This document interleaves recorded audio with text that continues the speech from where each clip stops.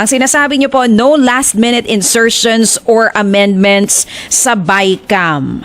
Ito po ba ay talagang matutupad kaya, Senator? Ano pong ibig sabihin niyo dito sa pahayag niyong ito?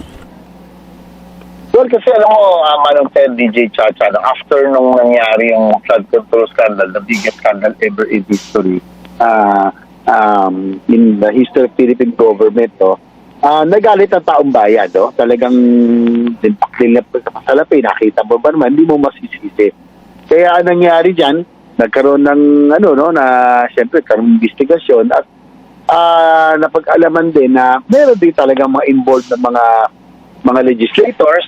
Naging collusion siya, sa buhatan, legislators, mga DPWH officials, lahat na po, So, long story short po, talagang may nag-abuso po. At siguro Manong Ted, yung binabanggit to, DJ Chacha, makikita mo yung last minute insertions, doon po, pag lumubo po, sa oras na lumubo po yung budget, halimbawa ay 2 billion po sa NEP sa isang distrito, biglang pagtapos po ng BICAM, naging 18 billion, naging 12 billion, doon po kaduda-duda na. Na talagang may hibala at may mga ilang distrito na gano'n po ang nangyari ditong nakaraan.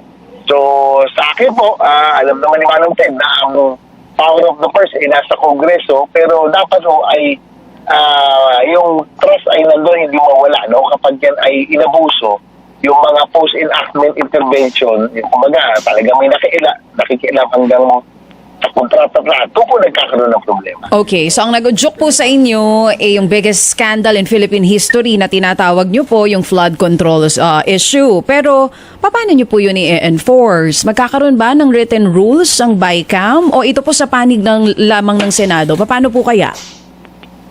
Well, unang-una, DJ Chacha, gagawin natin, open to the public ang ang lahat ng hearing hanggang sa Bicameral Conference Committee. Dati po, closed door po ito, At saka nangyayari sa BICAM noon, talagang, ministerial na lang, one day, lang yan, half day nga lang po yan, pirmahan lang. Pero itong huli, dahil sa reformang sinimulan po nung kay Senwin Gatchalian, siya chairman ng Committee on Finance, sa paghihigpit, umabot ng 5 araw yata BICAM, talagang nag-usap sa mga disagreed portions, hindi tulad dati na merong small committee na tinatawag na actually small committee, dalawang finance chair lang yan, saka appropriations chair lang yung nag-uusap dyan, So open to the public na ito, DJ Chacha, even information needed will be available online. Pati po ang BICAM will be open. Hindi na wala na pong small committee na tinatawag, Manong Ted. Opo.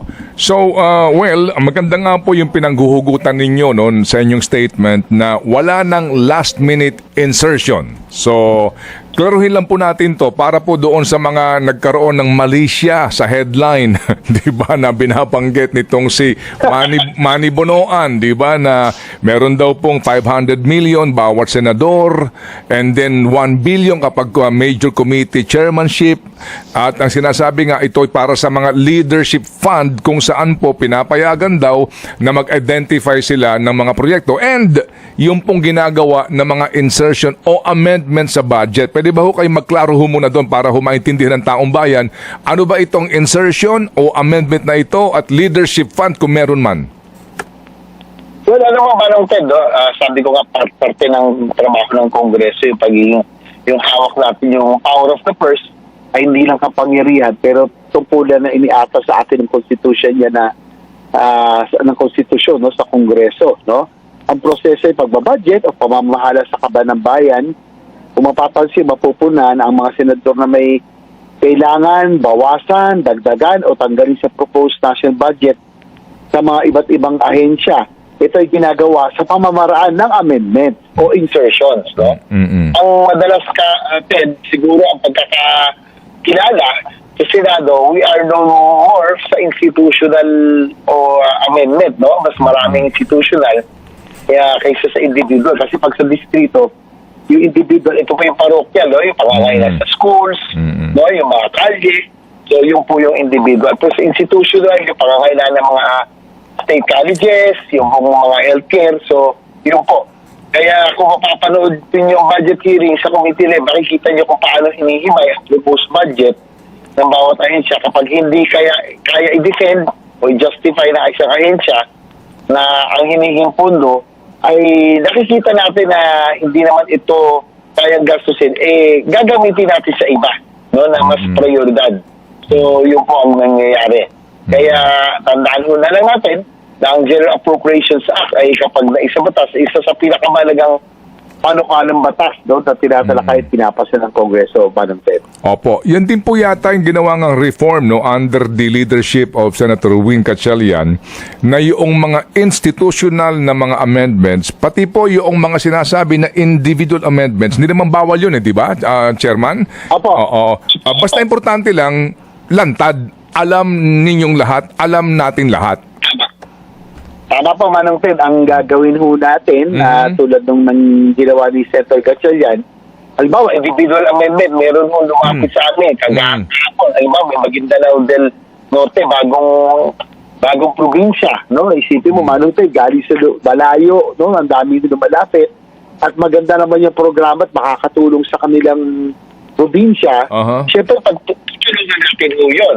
So, that will be considered as an individual amendment kung mag-introduce ako na gusto ko maglagay ng halimbawa 30 million o 40 million sa provincial hospital sa Maguindanao del Norte dahil bagong hospital, bagong probinsya po ito, ay kailangan dalhin ko na po sa floor sa amin yung ito, data amendment, yung mga proyekto, yung mga kalsada po na hiningi po nila na halimbawa i-bypass road, kailangan sa open floor natin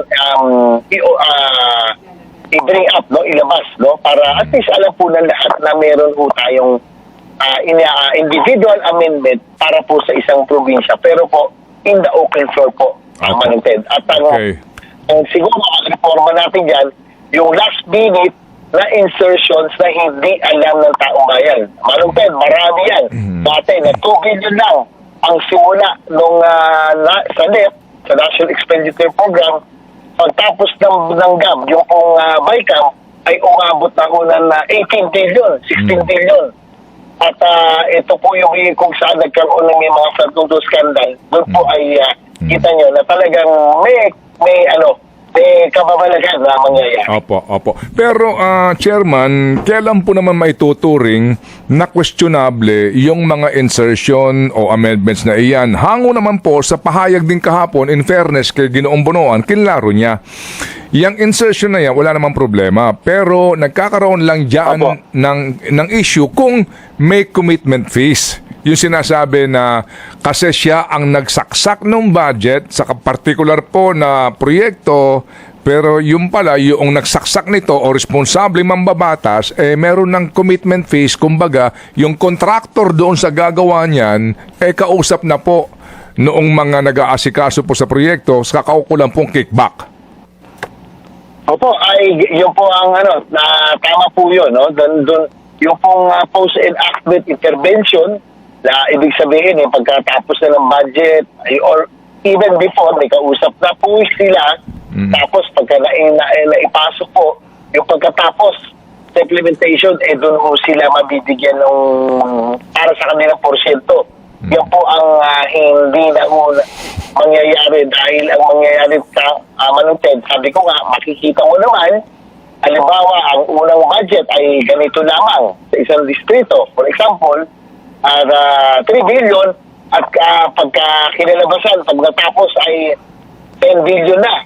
Ito medyo kaduda-duda na. Pero kung nagdagdagan lang siya ng halimbawa 3 billion to 3.5 billion, 3.2, nag-adjust na lang kaunti, ay katanggap-tanggap. Pero yung biglang lugobo, no? Yung after the bicameral at lumabas na yung GAB, ay doon may duda na dahil tiyak meron pong may milagro po nangyari dyan. Okay, sige po. So sir, kailan po ang inyong macroeconomics presentation ng mga economic managers na presidente? August 27 and 28, Manong Ted, magsisimula na yung BBCC natin or finance hearing with the economic managers. Okay. Ang problema ko, Manong Ted, kasi ang challenge sa akin ngayon, may impeachment tayo ngayon na ongoing, may plenary session pa, no? So halos buong araw kami, pag budget season, Manong Ted, alam mo naman yan, Opo. ano yan, buong linggo dapat yan, talagang sa Finance Committee lang ang Senado. So ngayon, ang window ko lang ay Thursday and Friday, na dati ay buong linggo, so 2 araw lang kada linggo. So, yun po ang ang magiging challenge bilang Chair ng Finance, yung pag-schedule ng mga committee hearings. Pero sisimulan na pa natin sa August 37 and 38, that's sa Thursday and a Friday, dahil yun po yung pahinga pag walang impeachment and Opo. plenary session. Opo. Siguro ho naman yun na pong nakita, maging sa mga balita, yung pagkakalatag kung sino-sinong departamento ang magbibigyan po ng specific na mga halaga. Sa health po, nakitang-kita rin po naman yung sinasabi nga na pagbabawas. Ang binabanggit po sa ilang mga pag-aaral ngayon, sa health po, nagkaroon po ng 29.9% cut sa budget from this year. Ito ho isa sa mga inyong advokasya. Ngayon pa lang ho ba meron na kayo naiisip dito kung paano po matutulungan ang ating mga kababayan, hindi lang po sa mga ayuda ha, specific po yung mga tulong po sa health services para po sa mga kababayan natin na lumuluwas pa ng Maynila para lang magpagamot? Ay, definitely, Mang Ted.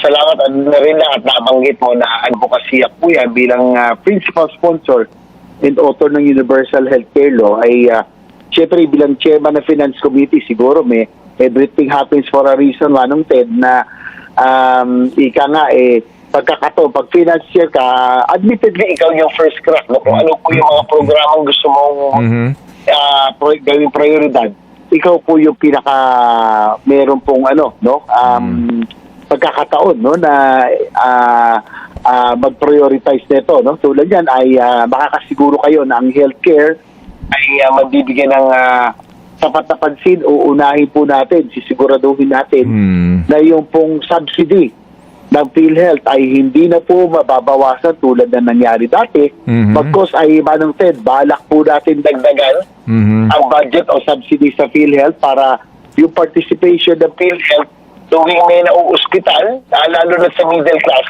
maramdaman naman na ating mga kababayan dahil sila po ang nag-uulog dyan. Dapat at least to 30, 40, 50% man lang sagot ng PhilHealth ay malaking bagay po yun. Opo. At pangalawa, yung zero balance billing under the Universal Healthcare Law na ini-implement yan, mas tataasan po natin ang budget para mas marami na makabil ng mga PWDs, mga senior citizen at yung mga indigent ay sa mga DOH hospitals, libre na po sila, no? Zero balance billing. Opo. At ang isa pa, yung pagkaka-point, Manong Ted, parang tag-ano po ito, Manong Ted, dahil I only have 2 years to go as in my term, na pagkakabalik ko, ay na-appoint naman si Dr. Ed Mercado bilang Secretary ng Health, tapos si Dr. Beverly Ong, na dating ASEC at katulong ko yan na sumulat ng Universal Healthcare Law, ngayon ay nasa PhilHealth na, kaya ang excited po ako, Manong Ted, na mga pro-Universal Healthcare to. So, ang gagawin mo natin, si Beverly O, no, ang ating kasama noon ay presidente ng PhilHealth. So, lalaki, ipasa natin ang subsidy sa PhilHealth, Manong Ted, tapos yung mga ospital, aside from the specialty centers na ini-improve na po ngayon at gumaganda na, yung mga provincial hospitals ang bala kong pagandahin naman at yung mga local hospitals para po yung service delivery, hindi lang yung DOH hospitals at specialty centers, lahat po na ating mga health facilities ay susubukan natin ayusin. Sige, health facilities po inyong nabanggit. Senator, pwede ba ho kami pero bang maglambing lang sa ngalan po ng mga cancer patients po sa PGH kung mamarapatin po ninyo? Meron lang akong babanggitin. Opo. Senator, Senator, kasi po, alam niyo ho ba na yung pong sana nga ay moderno, mas marami pong hospital beds na Philippine General Hospital Cancer Institute. Ito po'y binuksan ng PPP office natin para nga po sa mga gusto hong mag-bid nito, public-private partnership, no? Itong PGH Cancer Institute. Unfortunately, dito po sa kanila pong binuksan na bid, wala po ni isa na naging interesado. Ito po ay pag-modernize at pagpapalawak ng serbisyo sa mga cancer patients po under PGH. Ang kailangan nilang pera dito actually sa kanila pong bidding 9.49 billion pesos lang.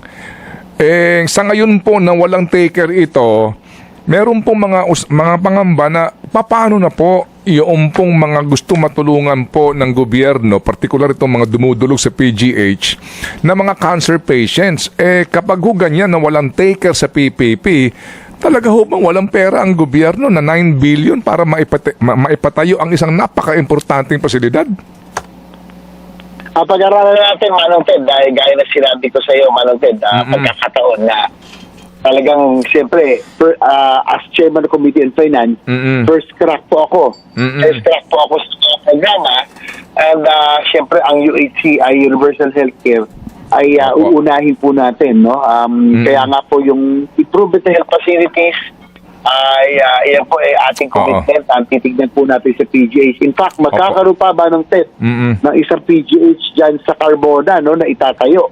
At yan ay gusto ko rin pong matignan at patulungan dahil that will serve the Calabarzon region, no, yung PGH, dahil ito overwhelmed na itong PGH natin ito puno-puno, kaya yung binabanggit mo kanina na i-open sa PPP, no, sayang po, no, dahil ako rin po incidentally ang author ang sponsor ng PPP, no, na encourage natin pumasok ng pribado, yung 9 billion na kinakailangan ay tingnan natin kung baka pwede natin i-multi-year, baka kung kakayanin naman ilagay sa GAAP, i-multi-year natin. Biglang po sigurong isang bulto para hindi mabigla kung kaya natin multi-year para matapos natin.